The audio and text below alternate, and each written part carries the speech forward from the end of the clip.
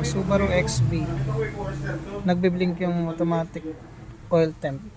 Yan, scan natin, dami yun. Malamang dinagato. Bago-bago. 2016. Nagbiblink na agad.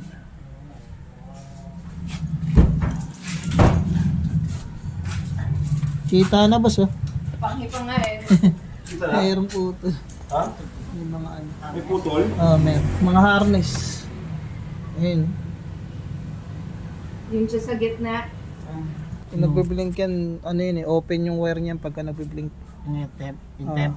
Yung temp ng transmission. Trace na lang lahat. Lahat na yun, lahat na yun.